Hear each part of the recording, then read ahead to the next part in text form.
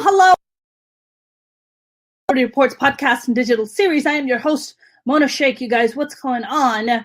James, hello. Nice to see you again. James asked me, thanks, Mona. I hope you caught up on your sleep. I have been catching up on my sleep, but I am not a good sleeper. I am a pretty awful sleeper. I sleep, but I don't do the REM sleep. You know what I'm talking about? Like that deep REM. I'm working on it. I'm not really good at it. I've been suffering from insomnia for about 15 years now. So my insomnia sometimes is just worse than other times, and sometimes it's better than other times. It just all depends what kind of shit has went down during the day. And my sleep is dependent on that, sadly. And I never was an insomniac. I used to sleep really good, never had this problem sleeping. Yeah, exactly, that coma sleep. Papa 522, exactly. But my father, when he passed away in 2005, the way he died was all very, very dramatic and very tragic because I was in America. He was in Pakistan. He was in Pakistan at the time. My father had a massive brain hemorrhage, and he was lying by himself in the house all alone because my mom was here. By the time my relatives found him, they rushed him to the hospital. Only 2% of his brain was left. And the sad part was that I was in the middle of getting my citizenship, and it got caught up because of September 11th.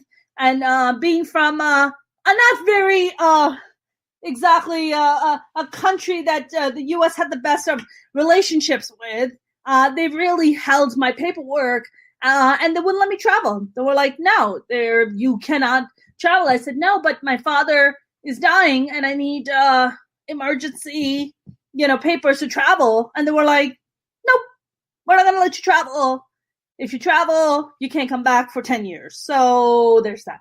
So then somehow my brain was just like, oh, so much trauma, so little time.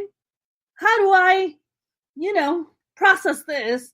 And my brain was like, I can't process this. So I started having insomniac nights. Like I had just never had that before.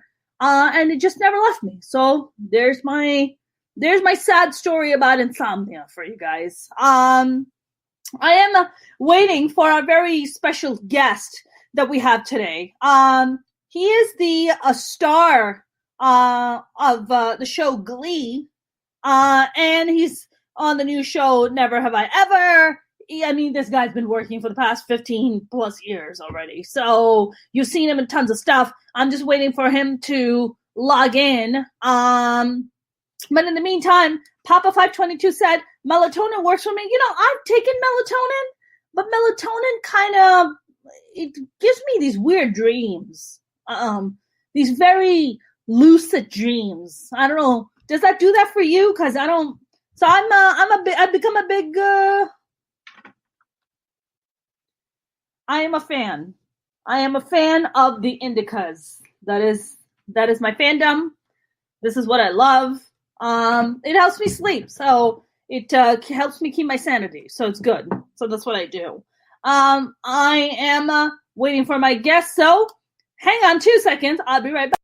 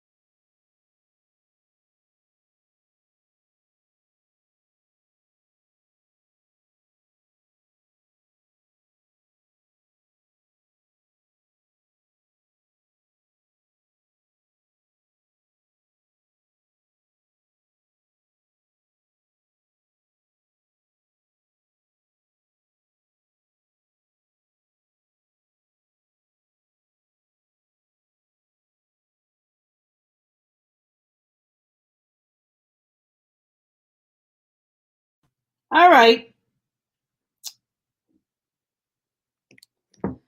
My guest is having issues logging in. Oh, the wonderful world of technology. Oh, shoot.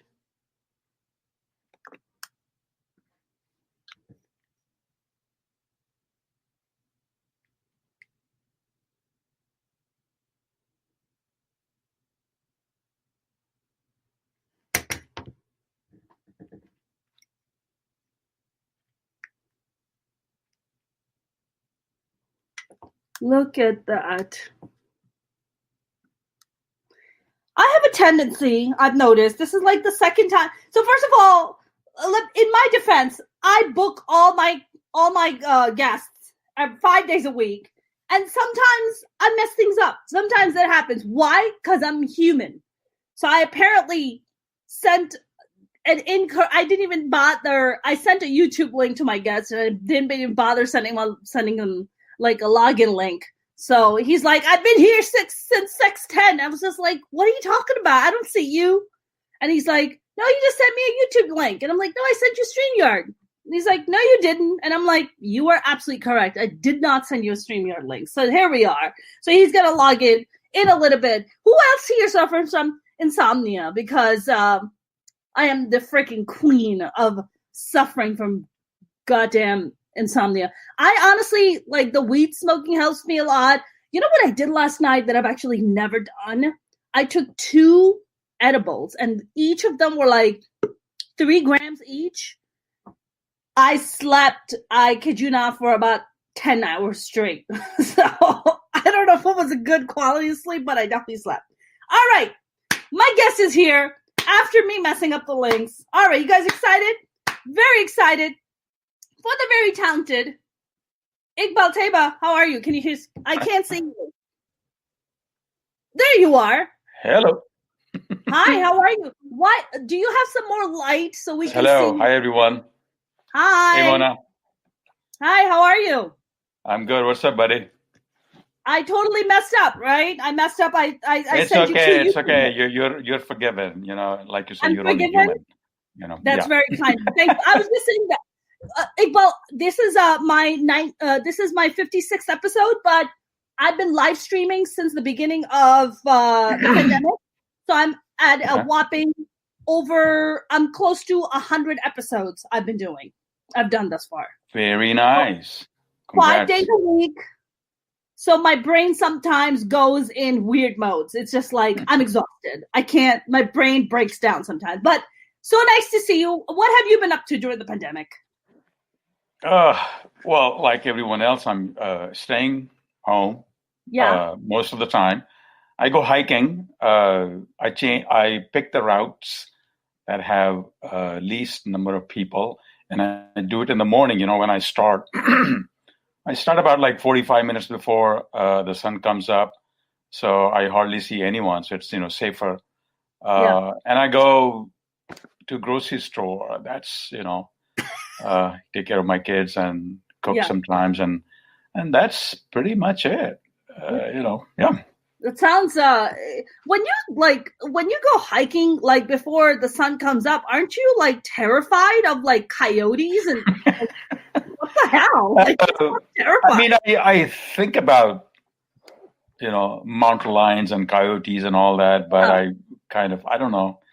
I'm so used to it. I think about it, but it doesn't really stop me, Because you're someday if you, I don't know. You grew up in Pakistani, Iqbal. That's why we have. Yeah, I'm a Karachiite, Exactly. Just like you, So I mean, what's a mountain lion, right? Just a big cat. What's a mountain lion? You can just take it down with your bare hands. Oh yeah, sure. Yeah. I saw that. Of course, everybody knows you. My brother is a big fan of yours. Thank you. Being playing principal in Glee, of course. Now, recently you were on Never Have I Ever, right? Yes. And what role were you playing on that? I play an uncle to Maitri, wonderful actor. Yeah. Amazing. She's so young. She's so talented. Goodness. She's so talented, and I really envy her because I wish I was that talented. When I was that young. It took me years to do things that she does, just like that. That's wonderful. So I play her uncle, and I show up every now and then and just like give them my words of wisdom, which doesn't really amount to much, actually. She sounds like guy. She sounds like she already has a lot of wisdom because she's so talented. I remember watching her being like, this little kid, look at her. Look at the young girl who just got cast as Miss Marvel, Iman Vellani for Miss Marvel, for the Marvel studios. Another incredibly young and so talented, and she's Pakistani. Right. Yeah. Iqbal, do you believe that, look, you've been a working actor for well over 18 years, right? 20 since 1992. That's like 28 years. 28 years. Okay, you've been 28. Wow. As of this year, yeah. Good for you. Because I got my SAG card in 1992. Yeah. And I made enough money to qualify for insurance that year, and I've done that every year. So, and from then on, it's a year later I quit my daytime job, and since then, I'm extremely lucky, very blessed. What was your daytime job? I used to it was telemarketing. I used to be a waiter, and I did that all through college, pretty much all through the 80s. And then, when I left college in 89, I went to New York and, waited on tables again, and then moved to Los Angeles. Actually, San Bernardino for the first few months, because I had, no place to stay in Los Angeles. And the only person I could stay with was in San Bernardino, So I stayed with him, my friend Mujahid, a Pakistani, who I went to school with. And, she was kind enough to take me in. Waiting tables, and then I did a play in Pacific Palisades. Yeah. And I met this guy, George, and we became lifelong friends. And he used to have a company, a publishing company that published a guide to U.S. schools for the international students. Okay. And the publication had information about, a lot of universities in the U.S. And the universities used to buy their space in that publication and pay us. And my job as a telemarketer was to call these universities and, who were not the part of the guide to say, hey, this is a great, book. People use this thing all over the world. And if you place your ad and info about, on your school, university, you'll get international students and they bring money. So that's what I used to do on telephone, all day long. Were you good at it? I did it for a couple of years, I think. Up until That's a long time. That's a long time doing a telemarketing job. Yeah. I was a waiter, so I was, I love people. I love to talk. Like you, we're just like. I love, what I love? I don't like small talk so much. What I like is more spiritual and in-depth conversation. So like when I go to parties, I usually am very overwhelmed by people. Like I'm just like, oh, that's like a lot of people. So I like more one-on-one, maybe two people. That's it. Not like standing in a group. I get overwhelmed. Well, yeah. I usually prefer, a conversation with substance. Like my idea of, getting together with friends is just having a meal and just having a conversation, Politics, of course, being a Pakistani, we love to, talk politics, or anything else, spiritual or mainly political, anything philosophical. Yeah. So that's always nice to, and I have, friends like that I can hang with and a handful of them, not that many, but good enough that I've known for years. And like most of the people I know who I hang with, I've known them for at least 10. If you've known me for 10 years, then you're like one of my brand new friend, because I have friends who I've known since I was in grade school. There's one that I knew since I was in ninth grade. Right. And then I have my college friends, from University of Oklahoma that I'm still friends with. Yeah. And we get together, watch football, and do all those fun things. Yeah. Nothing like Yeah. Do you have Facebook is wonderful because it has just made the world so small where you connect with people. You're like, oh my God, I thought I lost touch with you, and here you are. How are you? And I've had my friends from Karachi, whom I went to high school with, not high school, school with. I did 8th grade, and then I moved to the U.S. And I had all these girlfriends from 8th grade find me on Facebook. Mm-hmm. And they hit me up, and they were like, what are you up to? What do you do? Of course, the first question always is, are you married? Do you have kids? With women, it's always the first question. And I was like, not married. I do not have kids. They're like, good. Keep it that way. Don't get married. Don't have kids. Live your life. Just have fun. And they were like, what do you do? Like, what's your profession? I was like, oh, I'm a stand-up comic. Like, that's what I do now. They were like, that makes total sense. And I was like, it does? They're like, oh yeah, you were always the funniest in class. And I'm like, how interesting that I never looked at myself like that. Did you have friends when Action is a little... Oh yeah, it'll come. It'll come. It does that sometimes. Are you on a Wi-Fi router, or where are you, Iqbal? I'm sorry?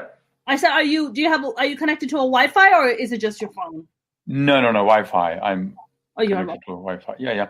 So anyway, what you said about marriage, and I mean, staying single is definitely an option. It's not something. No. I mean, people kind of go, "Oh my God, you're single alone. You can't do that," and so there is that point of view. But then again, staying single is definitely an option, especially in this day and age. Yeah. Whether you're a man or a woman, absolutely nothing wrong with that. And you're not the only single person I know. I know. My lifestyle is also as such because I travel a lot. I mean, last year I was traveling like crazy. This year I had a bunch of travel plans and they all got canceled. Of course, no thanks to COVID. No, but the point that I was making was that when you started working as an actor, and, of course, your friends back in Karachi learned that, Iqbal's a professional working actor. Did you kind of receive kind of the same feedback from your friends back in Karachi? To be like, that makes sense, Iqbal. You were never really the acting type. You were more of the actor type. What happened?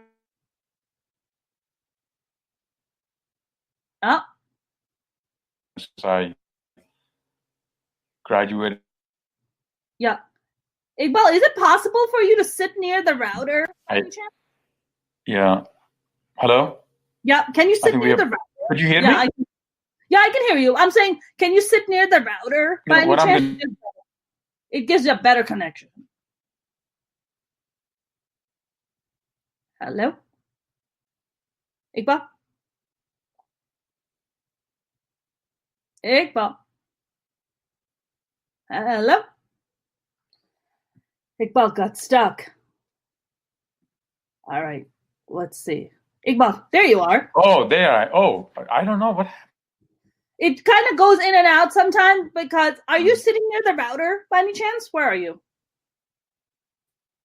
Oh, Iqbal got stuck again. Oh, technology. It's supposed to make our lives better, but it doesn't. Iqbal, can you hear me? There you are. I see you. And I'm hoping that I can hear you. A little more. Yeah. Oh, can you? Okay. Yeah. Can you sit near the router, Iqbal? Yeah. Hello. Not again. Oh. There you go. Just like on Iqbal, and on. Can you sit near the router by any chance? Phone. Yeah. Iqbal. Iqbal, can you hear me? Hello. There you are. Maybe we can you log it? Can you log out and log back in, Iqbal? Because I don't know what's going on with the reception. Iqbal? All right. How about this? How about I'm gonna wait for Iqbal to come back in, but it's just one of those days today, you guys. That's what happens. Sometimes you book really cool guests, and sometimes the internet says "F you," because you have a really cool guest. I'm gonna really mess things up for you, and that's exactly what's happening right now.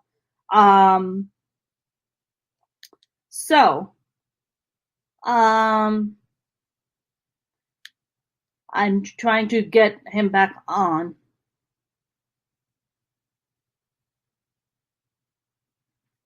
Doo-doo-doo. Thank you for being patient, you guys. I know I have people who are going in and out. I know the one person who's not gonna leave under any circumstance is my friend James. James is a super fan who sticks with me through the thick and thin, and I appreciate you, James. Waiting for Iqbal to.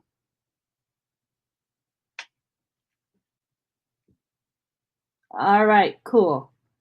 Iqbal is coming back in, logging in through his phone, and hopefully we're going to be able to get through this in one piece. By the way, how do you guys like my little Michael Jackson action over here? You like it? Oh.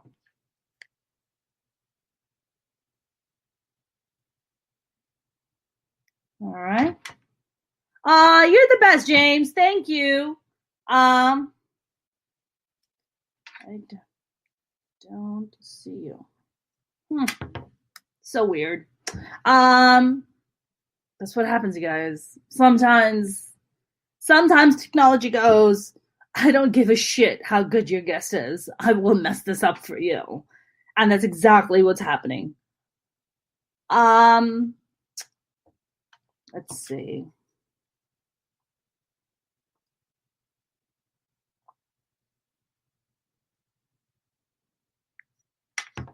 All right.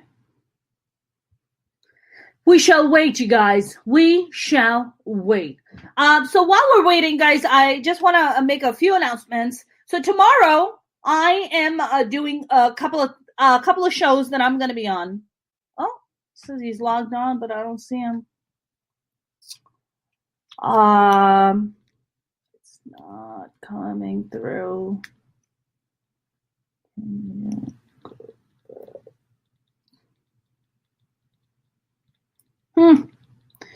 He says he's here, but I don't see him.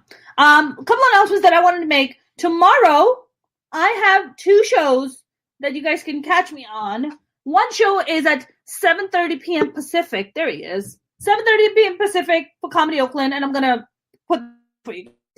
And there's the show. I'm being part of St. Jude's Hospital. I'm one of the 34 comedians that's going to be performing at 4:30 p.m. Pacific. So I'll post the details for you guys, and you guys can join us. All right. Iqbal's back. There he is. This is so much better, Iqbal, whatever you're doing. There's no audio. I can't. You can't see me? I can see you. And you're clearer. Your sound is great. Everything is perfect. So much better. Oh, yeah. Can you see me? Iqbal? I can't. I can see you, but I can't.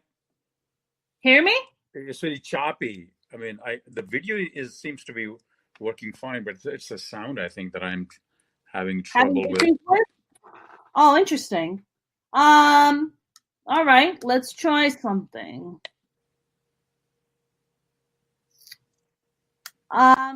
Is this better? How's this?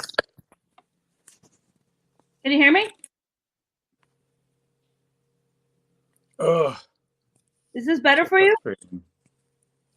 Yeah, this is, I don't know what's going on. It usually is a very good connection. I don't know what's happening today. Let me see if I can log on again, and I might get a better connection. Can you sit near the router? Okay. All right. This is all very exciting. I've booked Felipe Esparza, who has 3 Netflix specials out. I sent him a login link. He's like, I'm sitting here waiting for you. I was like, you are? I don't see you. Then he goes, no, I'm here. And then I found out that I sent him the wrong link. And now I have the wonderful Iqbal Theba. Iqbal, how's this? Is this better? Oh, this is much better. Yes. Yay. So you can see me and hear me clearly? Yes, now I can. Yeah. Okay. Whew. I was gonna send her some tech support, Iqbal. I was like, oh man. This is. Well, I'm glad I'm so glad. So sorry. So before the internet tried to come and tear us apart, before I was asking you, do you have friends back when you started working as an actor? When you would go back to Pakistan and your friends would be like, oh, that makes total sense, Iqbal, that you're an actor now. That makes total sense. You were always the creative one. I mean, I did. The people who knew me well enough, they kind of knew. But the people who were shocked, but the thing is that, when you go through like a 4-year program, you travel so far, go to another country and, get yourself a professional degree, you do well, you even end up with a job in your senior year, which I did. And then you quit your job and say, no, I'm going to go back to School of Drama and be an actor. Wow. So it didn't really make sense to a lot of people, logically speaking. But then again, as you would know, as a comedian, as an artist, that, we're not really known for logic, doing logical things, because it's a labor of love, and, you pursue it because you love it, you have a passion for it. That's right. So that's what I had. So I made that decision, so, and, went to school for 3 years, 3 more years in college, studying acting, and then several years of, waiting tables and going through rough times like a lot of actors and artists do. But, then I got lucky, found, I guess, my niche or whatever you want to call it. Yeah. And worked, yeah. Did you, once you went back to drama school, like when you came out of it and you were waiting tables and stuff, were you because you went to drama school in Oklahoma, correct?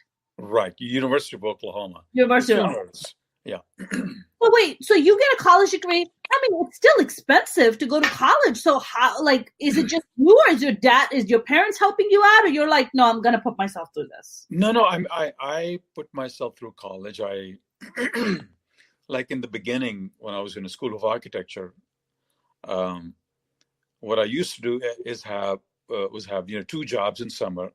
Yeah. Work my butt off, wake up at early in the morning, 5:30, and then, do a job full time, and then go back, and then get off at around 5:00, and then go to a restaurant to wash dishes or wait tables and whatnot. So that's what I did, and I would do, and then I would quit my day job and just keep the restaurant job when the school was in session. Yeah. And the thing is that in those days, the tuition was reasonable, even for an out-of-state student like myself. It was conceivable and possible. It wasn't easy. It was extremely difficult. Yeah. What was the tuition? It was possible. Right now, the tuition has gone beyond. I mean, education has gotten so much more expensive, and we're depriving our new generation. I mean, when I was in Oklahoma in college, we used to have 150 Pakistani students. Wow. Which was the most,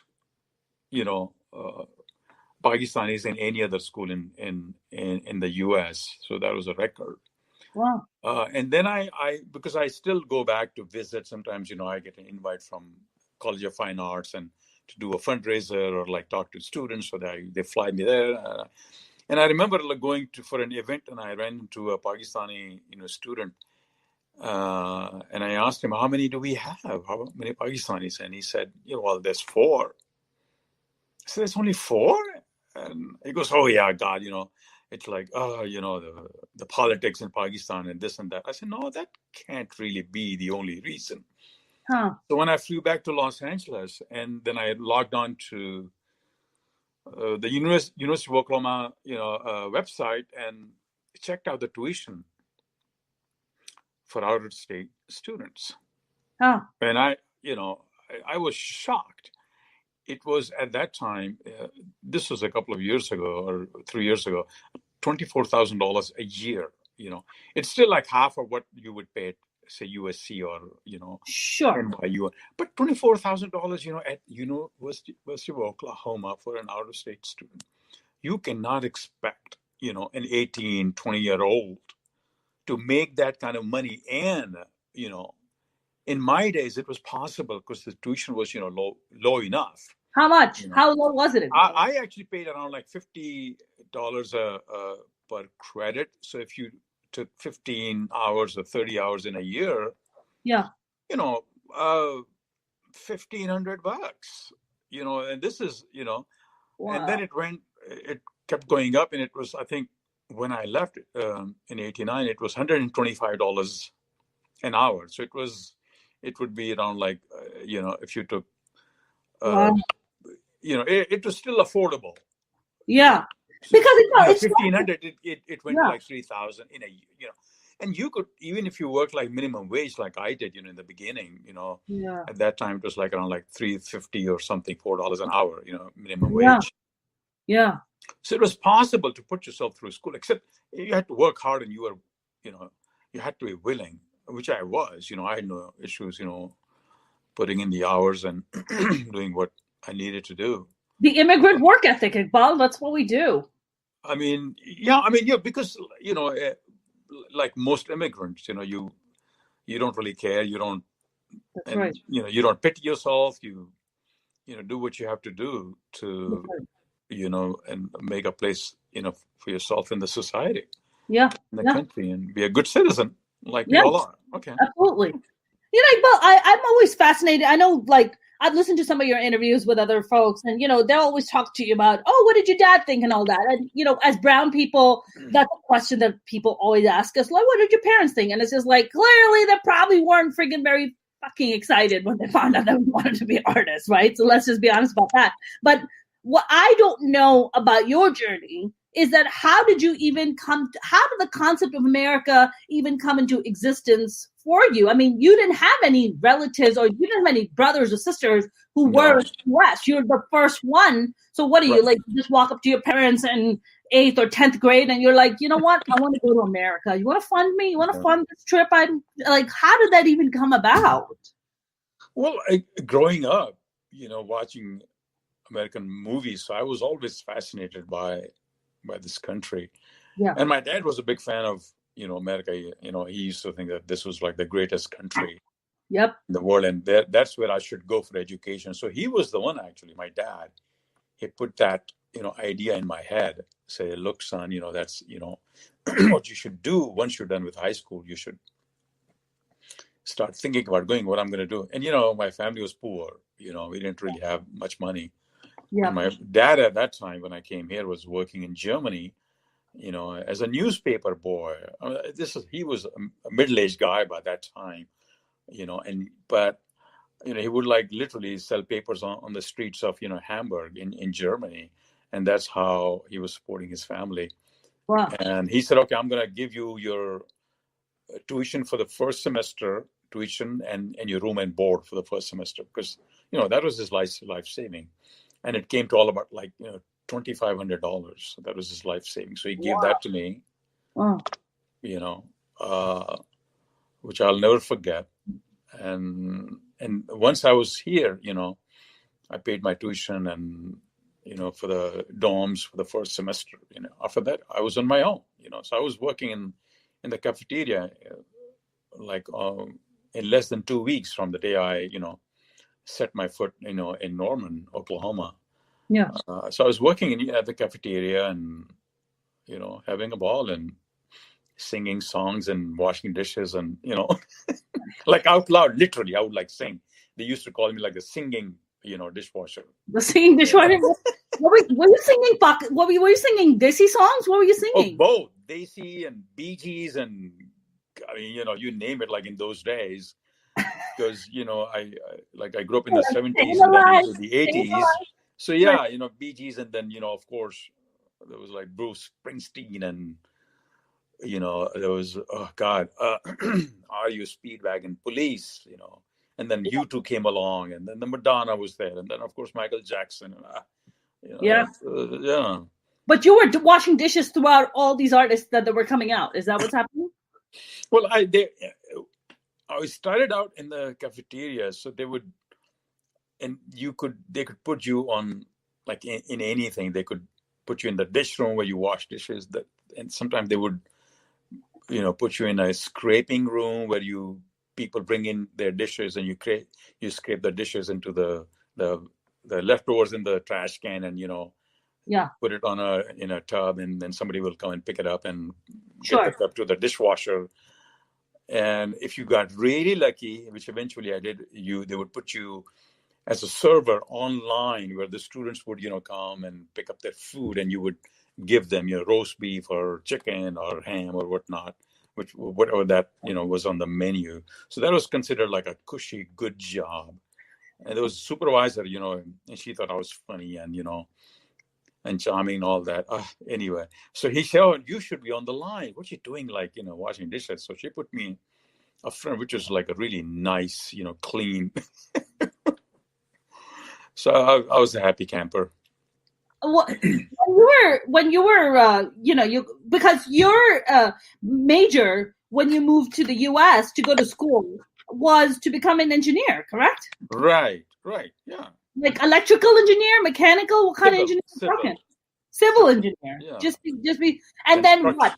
So you get your 4-year degree in civil engineering, and then you're like, you know what? Forget this. I want to become an actor. Yeah, because I used to have this job as an intern in my senior year in Oklahoma City. Uh-huh.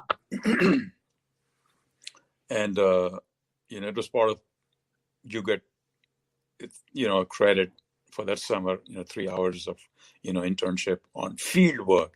That's what they used to call it. So my department head, his name was Harold Connor. He recommended me to one of somebody he knew in Oklahoma City who owned a construction company, and that guy hired me. So I worked for him for the summer, and then I quit. I said, okay, summer's over. But that's when I think I realized that it's not for me, because that just like gave me a glimpse of what was to come. I said, I can't really do this all my life, and I was never really into it anyway, even while in school, but I just didn't have the wisdom or more than wisdom, the courage to say, this is all, I don't want to do this. I want to do something else. Yeah. So then I thought about, and I had no idea about becoming an actor at that time, believe it or not. I had no idea. Yeah. But I was leaning more towards, studying philosophy, political science, sociology. That's a guaranteed job as well, right? A philosophy degree is a guaranteed job. Yeah. In the kitchen. So yeah, but then again, a friend of mine, Mary, she invites me to see this play. I go, and I just, and the rest is history. I just said, oh my God, this is cool. I want to be on that stage and, do that. Yeah. And then, I thought about, life and this and that. Almost a year went by, and then following year I was enrolled in School of Drama at the same college, University of Oklahoma, and I studied acting for 3 years as an acting major, and left in '89, and New York to Los Angeles. Yeah. 1991, 92, I get my SAG card. Yeah. Well, when you're taking these classes in Oklahoma, University of Oklahoma, what did they teach good acting classes? I mean, clearly they must have taught you some good acting. Yeah, absolutely. Yeah. It's a very respectable drama school in that region, and still is. So yeah, we had some really good teachers, and you know, and it was fun. You know, I made, you know, a lot of, you know, lifelong friends. Some of them who live in Los Angeles. Yeah. And yeah, as I mentioned, you know, we watch football games and yes, and get together. So yeah, and play cricket together. And we don't play. I don't play cricket. I watch cricket. Watch cricket. Pakistan has a game. Pakistan has a game today with New Zealand. And T20. T20 cricket game. So I'll watch it at 10 p.m. Oh, it hasn't happened yet. It's going to happen. I'm sorry? It hasn't happened yet. It's tonight. No, it has. It will start in about 10 p.m. today. In a few hours. Got it. Yeah. Got it. And then you're gonna watch it. You know, Iqbal, I'm always fascinated by. I think you made a really good observation about what you said about courage. You know, I feel like first of all, I'm fascinated by why the hell are all the Pakistanis going to Oklahoma, to the University of Oklahoma? They got tornadoes and a whole ton of white people. Why are you going to Oklahoma? Like, what the hell? Who gave Pakistani, like Desi people, South Asians? We end up in those strangest places. We're like, how did you end up here? Like, what is happening? It's a very, very simple answer. Which is? Low tuition and cost of living, you know. Right. And since my folks had no money, I had to find the least expensive school. Yeah. And when I was doing my research in Karachi, you know, and I had, you know, I applied at Iowa State University, University of Texas at Austin, and then University of Oklahoma. Because a friend of mine, you know, said, "Oh my God, there's a school, you know, in Oklahoma. It's like so cheap, and you know, they're accredited. It's a good school. They have a good engineering program." Yeah. So I said, okay, I wrote them, and you know, and those, this is, you know, early, you know, late 70s, early 80s, and so you wrote letters. You know, there was no internet, of course, so you mailed that letter, the request that, hey, I'm interested, please send me the application form and info, and you wait for like a month, and then a response would come, and you know, it was very exciting, you know, getting mail in those days. You know, I would get like application packages from, I know, all kinds of schools, all from, you know, it was very exciting. But then I got accepted at, you know, at UT Austin and Iowa State, but I chose Oklahoma because it had the least, you know, lowest tuition, you know, lowest, you know, living, cost of living. So that was my reason, actually. You know, I had nothing to do with football because, you know, we're really good at football in Oklahoma. And in fact, we're playing a Big 12 championship game this Saturday, which I'll be watching, of course. So I'm a boxing fan, Iqbal. That's what I watch. Oh, okay, right. I love watching two people beat the shit out of each other. That's kind of my jam. Oh, how fun. I thoroughly enjoy it. It just brings back childhood memories of growing up with brothers.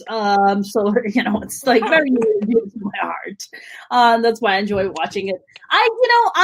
You talk about courage. Like, don't you feel, Iqbal, like the kind of, especially you and I are both Karachiites. We're both born and raised in Karachi. And I feel like when you come from the kind of background and cultural background that we came from, and I'm sure you came from a certain level of conservatism in your family. I definitely did. You know, there's a lot of conservatism that you grew up with, you know, socially and religiously and otherwise. But when you come here, you know, and then you're like, oh my God, you're like tasting all this freedom and you're seeing all this freedom. You can do whatever the hell you want.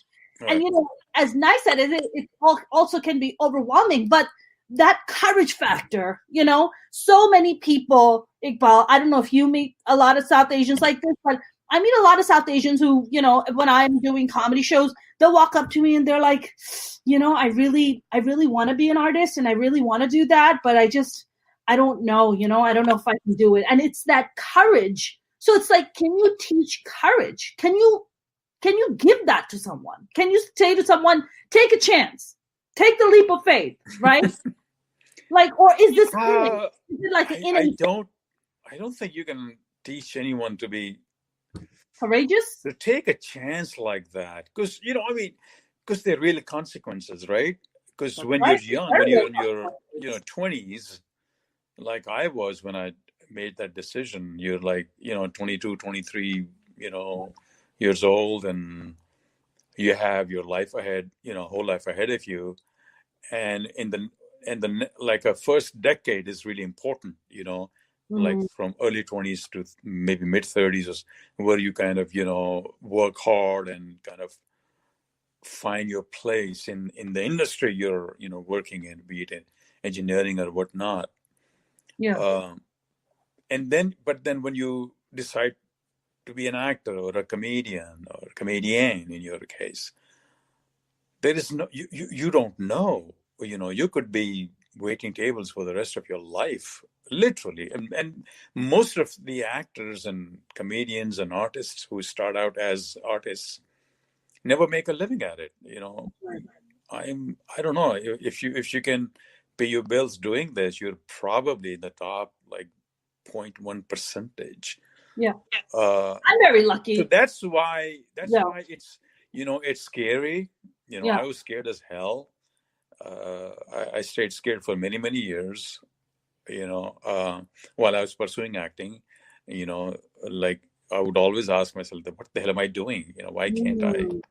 Especially when I even had a job offer when I was in New York, and it was a time when I was missing meals, and my phone had cut off my phone, and this friend of mine, dear friend of mine that I knew from my childhood days in Karachi, and he was working for a construction company in New York, and he said, we have a job opening, it's yours if you want it, $34,000 a year, which was excellent money back in 1991, or was it 1990? I think 1990, I think.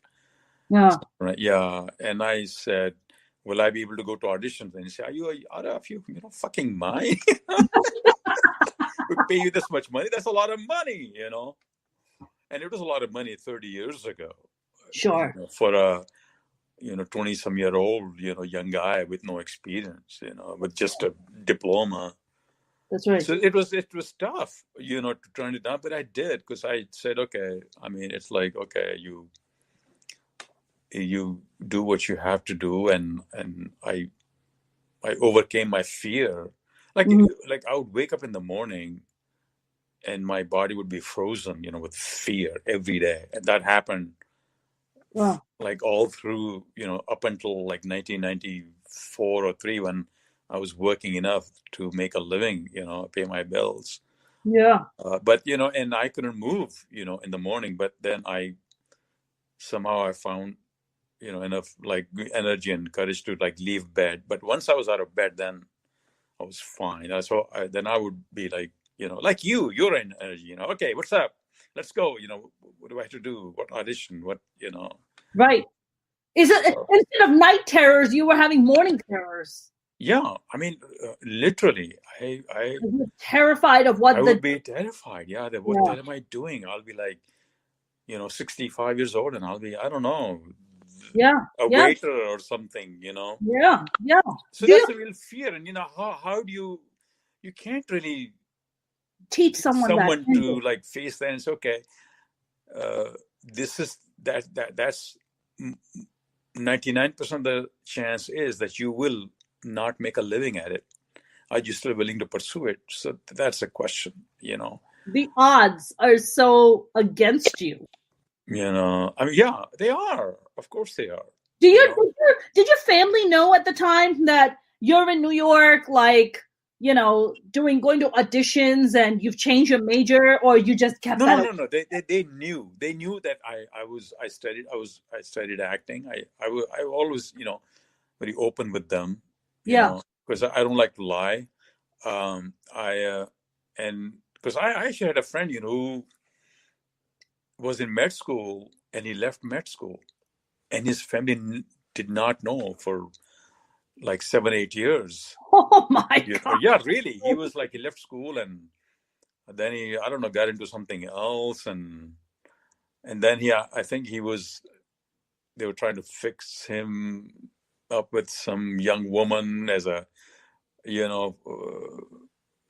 for marriage, one of those things. And the girl's dad actually was smart enough to like do some research on him and found out that, and he said, "Hey, buddy, you're not a doctor. I just found out." And I know, isn't it funny?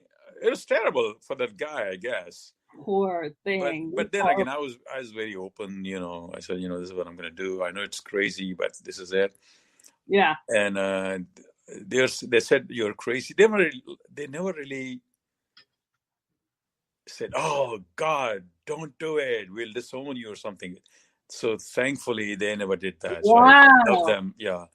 Wow. For that. But I never really told them how tough it was, though. Of course. Like, I would not tell my mother that I did not eat that day or something, when that happened. So those, because I did not want them to worry, Right. about me. Yeah.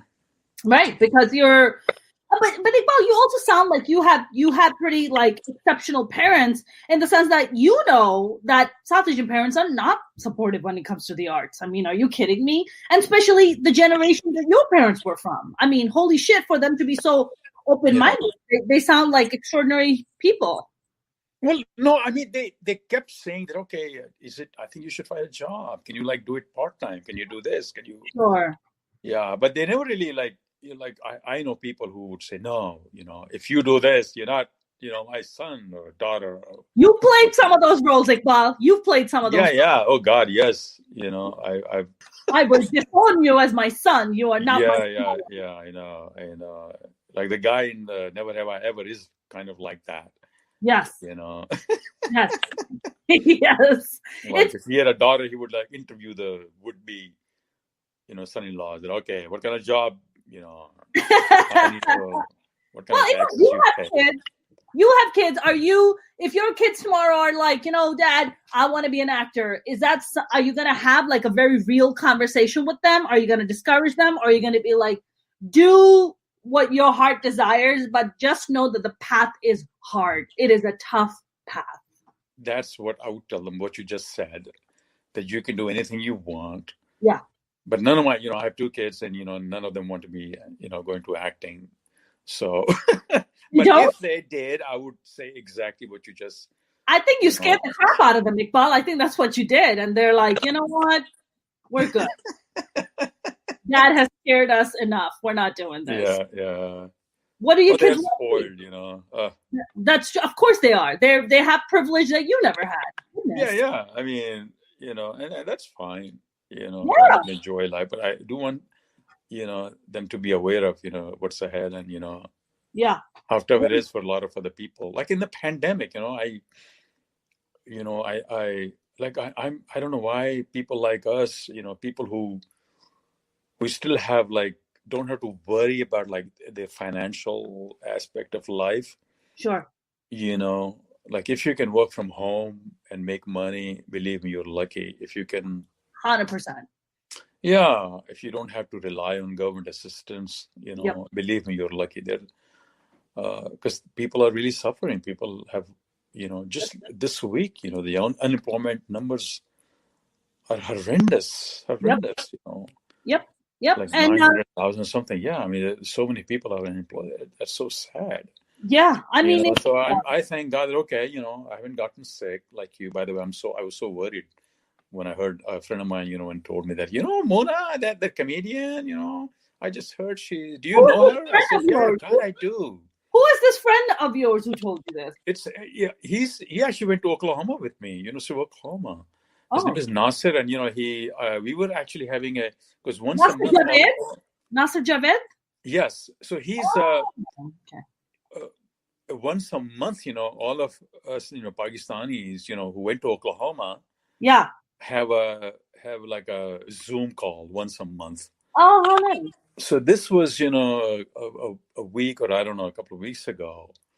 They were talking about it, and Corona and Nasir, said, "Oh, do you know her? Who she is? She just I said, yeah, of course I do, but I'm so glad that but anyway, so what I was saying was that, if you haven't gotten sick or haven't lost a loved one, and you have a job, or at least in a situation where you don't need money immediately, believe me, thank your lucky stars, thank God. Oh, I am so grateful for everything right now. Even with, honestly, Iqbal, like so many artists and so many of us, I lost a lot of money this year, right? I had all my touring got canceled.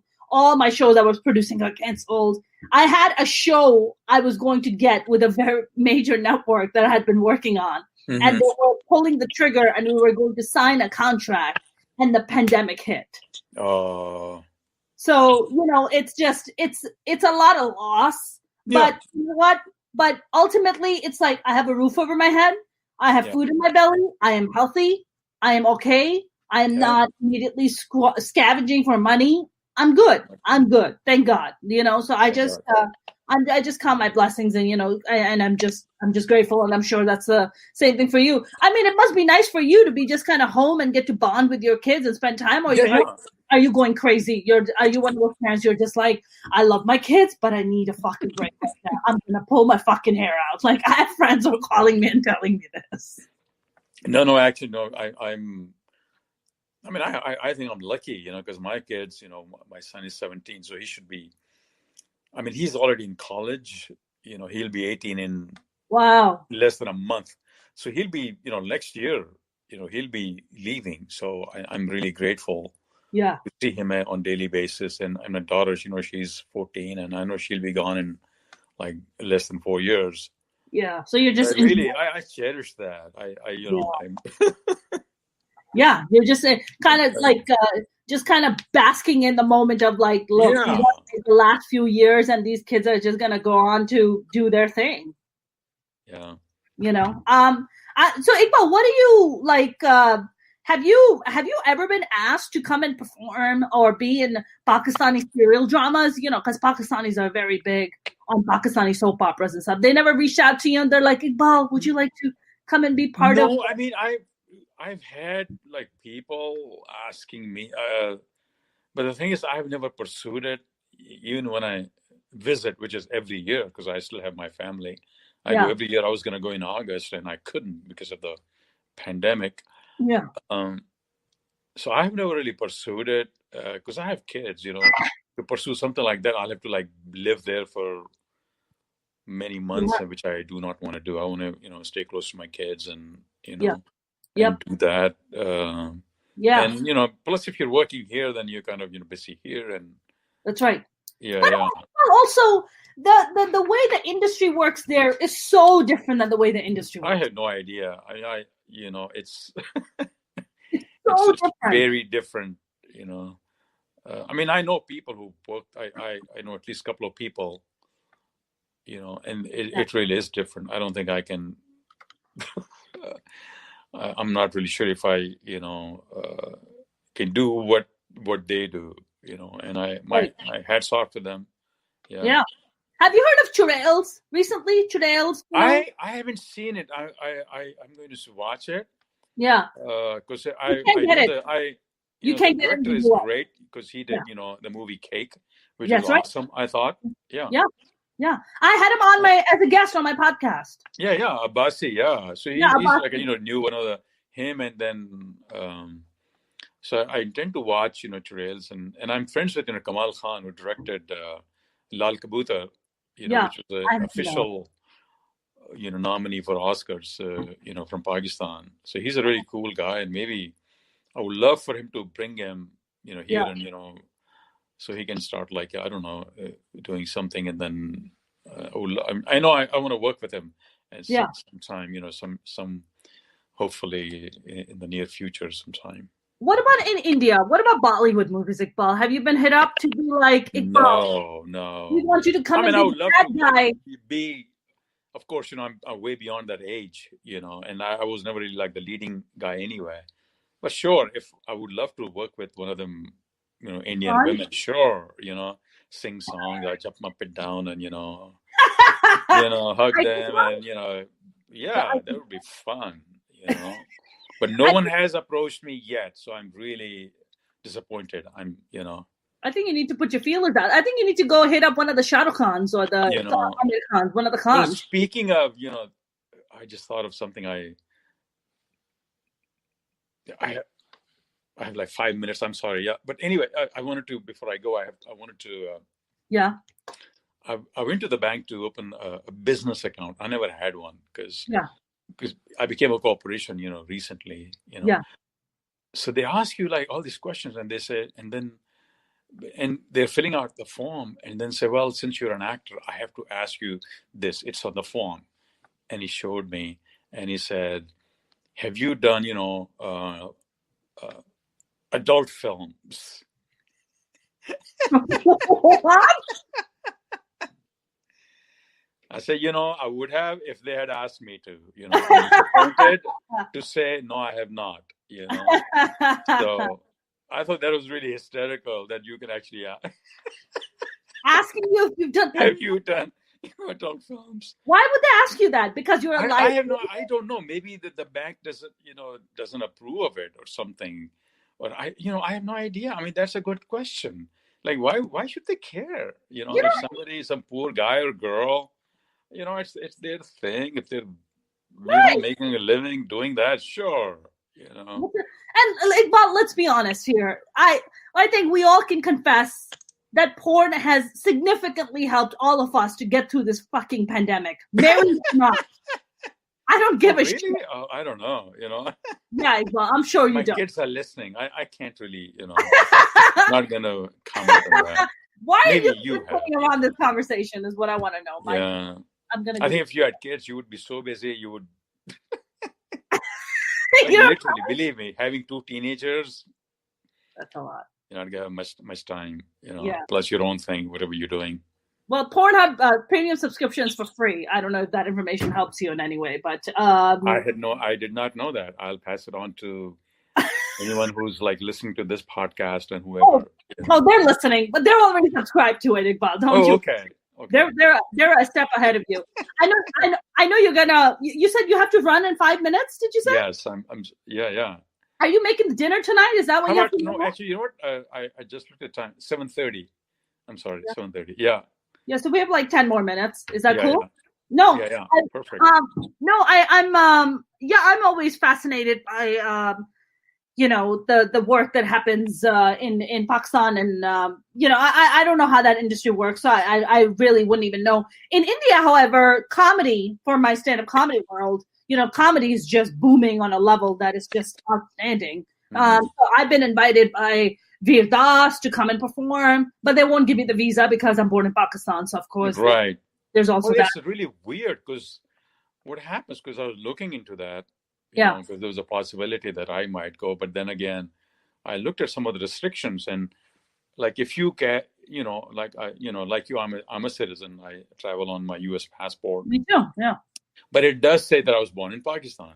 That's right. So once, they see that, the Indian embassy or consulate, once they see that, then they have a different form for us. That's right. And it's okay, if you're born in Pakistan, then the only way we'll let you travel to India on your U.S. passport is that you go to the Pakistani embassy or consulate and give them like your Pakistani ID card. And if you have a passport, Pakistani, you give it back to them. And then you sign a letter saying that I'm not a citizen of Pakistan or a resident, and I have nothing to do with it. I renounce my citizenship, I'll never be blah, blah, blah. And you get that official letter to the Indian consulate and embassy. Then you can go as a U.S. citizen. Otherwise, you go on your Pakistani passport. I don't have a Pakistani passport. I mean, I have an ID, which lets me, go there anytime I want without a visa. Because without it, I'll have to apply for a visa, which, I don't want to do. So I just got myself a, Pakistani ID card, for a foreign, like born, Pakistani born, foreign citizens of other countries. Yeah. And I said, God, I mean, I guess I'm not going to India ever, because I don't know. I mean, I still have my mother and, Don't even get me started, dude. It's insane. It's ridiculous what they put you through. Stupid. They do two things. So just like you said, you have to either renunciate and you say, I'm not a Pakistani, I want nothing to do with being Pakistani. Or if you travel on the Pakistani passport, they put you through hell. Like, they're just like, they kept my American passport for 3 months, ate up my fee that I gave them, because I was supposed to go perform at this huge comedy festival in India. And literally, like 2 days before I'm supposed to travel, I'm like, where is my passport? Can I get my visa? And they were like, sorry, madam, you have to do this. And I'm like, you have to. So I'm in the San Francisco consulate, literally sitting next to two people. And who are these two people? They're people who are taking the ashes of their loved ones back to India. And I'm sitting between them and I'm just like, oh my God. Like, I feel bad sitting here even asking them for that, because these people clearly have a lot bigger thing going on than I do. Sure. Go over there and tell jokes. Like, they've lost their loved ones. And I remember walking into the office and being like, sir, you guys have had my passport for like 3 months. You guys already investigated me that I'm clearly not a fucking terrorist, because terrorists would never hire me because I'm attractive. But I'm just like, I don't know what the big deal is. Just give me the passport. Just give me the visa for like 4 days. I'm going to perform and come right back. The guy literally got up. I remember him telling whoever to give me my passport. Gives me the passport, gets up, opens the door. They're like, madam, we cannot help you. Leave. And like, throw me out. Like, throw me out. So I'm just like, no. Unless this time, if Shah Rukh Khan doesn't invite me, I'm not going. That's the bar, Iqbal. That's the bar that I've set for myself. Iqbal, what during the pandemic have you been on set? Like, there stuff is no, not yet. What do you have stuff in January, but no, not yet. What do you have lined up? What are you shooting next? I'm not supposed to say. Okay, they made me sign a stupid one of those, NDAs? Deals, but I'm not supposed to say anything. What show? Okay, what story? That. Nothing. Okay. It doesn't even make sense, does it? I mean, but that's something they make you do. Some, not everything, but some shows and some movies. Are you a regular on this show, or is it like a one-off kind of a thing? Which one? The one I'm not. It's like a recurring kind of a thing. Yeah. It's a recurring kind of a thing. Got it. Mm-hmm. Do you feel like, one of the interviews you were doing with Reshma Dordi, this was like 9 years ago, you did this show, you did this interview for Showbiz India, and you were very passionate, and this is 9 years ago, you spoke very passionately about how in film there is so much sexism that if you're an actress above 35, people won't even, like producers and people won't even look at you.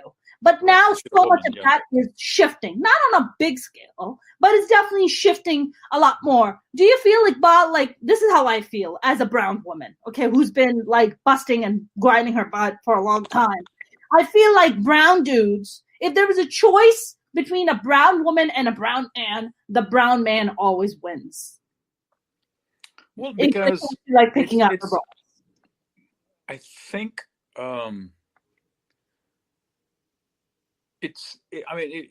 like you said, and I've been mentioning it for years. It's like plain sexism. It has to do with a number of roles written for women. They're so paltry. The number is so small, especially in the movies. Like 80% of the roles are main roles are like men. Yep. I mean, it has changed a great deal in television and in the new media, because we have, so many shows now, that center around, women and female. So but in the movies, it's not happening. It hasn't. I don't think it has moved an inch. Yep. In the last decade or so, it hasn't, and it's so. Because it also boils down to directors, right? How many female directors are there? Less than. I can count on one hand the number of female directors I have worked with, and believe me, I have been working since 1992. Yeah, 100 plus shows and movies and whatnot, and I can just say Mimi Leader and just maybe 5, no more than 5. That's right. It's horrible. That's right. But you know what it is, Iqbal? it takes allies, right, like yourself, to speak up. And it sounds like you have been doing it for a while, but it takes, we need more Iqbal Thebas in the world to get up and be like, look, like Benedict Cumberbatch did that. He's like, look, my lead actress, she needs to get paid as much as I am, otherwise I'm not showing up on set, right? So it takes these kind of conversations and people standing up and saying, I'm going to be an ally to you, right? Because I want to be an ally, because I want to see a more justice and more equal world. Don't you feel that we should have? I honestly, this is no shade on my fellow brown people, but I haven't seen a lot of brown male, especially on the comedian side, to get up and be like, we don't have like brown female comics getting breaks. Like they're not given that kind of level of platform. Right. I don't see that as well. No, I mean, you're absolutely right. I think we do need to have these conversations and speak up. Definitely. But I guess, the men are, because everyone is struggling and they're all like so busy doing their own thing and getting the, busy in trying to get the next gig, that it's kind of, I guess for some people, it's hard to squeeze in these conversations, between those gigs.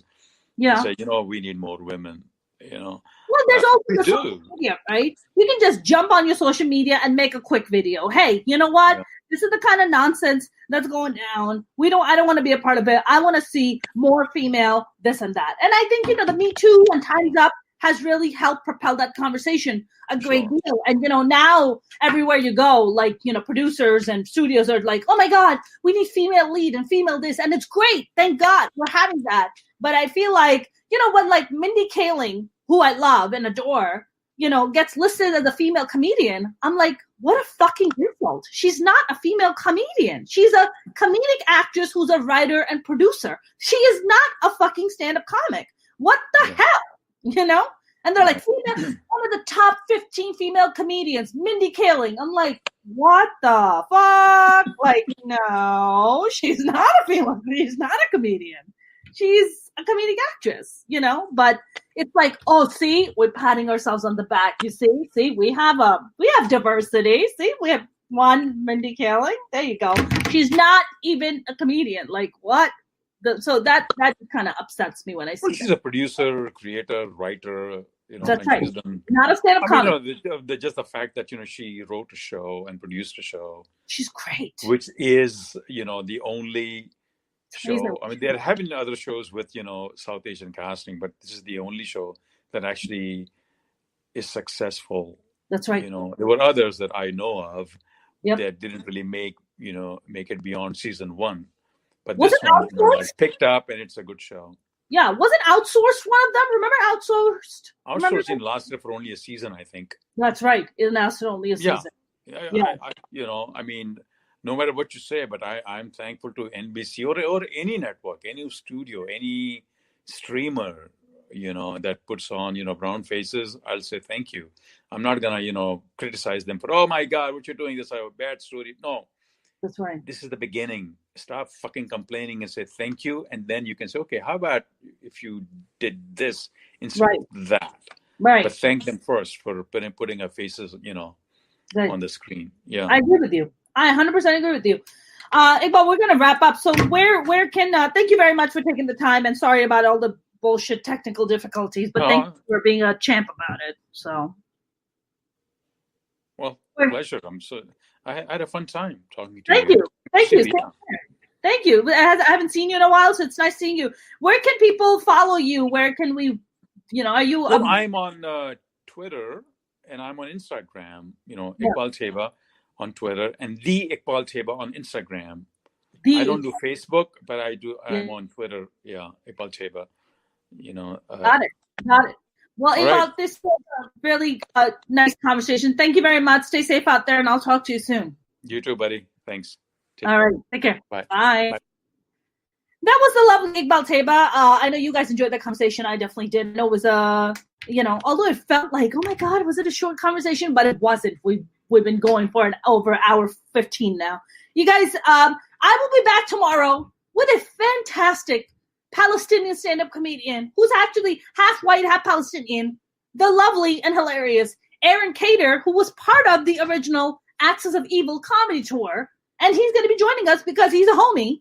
And he's going to be joining us tomorrow. If you haven't followed me on my YouTube channel, please do. It would mean the world to me. And you can play all my amazing interviews with people like Iqbal Theba and Khatun Hill and Rich Cho and Ray Crowder and Ilan Dasani. And the list goes on and on and on. This is my 56th episode. So I have 56 solid interviews. You can play all while you're cleaning the house. You can share it on your social media. Or you can just listen to it when you're, bored eating bag of chips. You guys, I will see you tomorrow. Please do subscribe to my YouTube channel. You can go on there, youtube.com/Mona Sheikh Comedian. You can follow me on Twitter and Instagram at Mona's Comedy. I am currently in Twitter jail because I went on Twitter and talked a lot of shit about Mitch McConnell and they put me in Twitter jail. But that's okay. I'll come out of it soon. You guys, have a good night. Stay safe out there. See you tomorrow.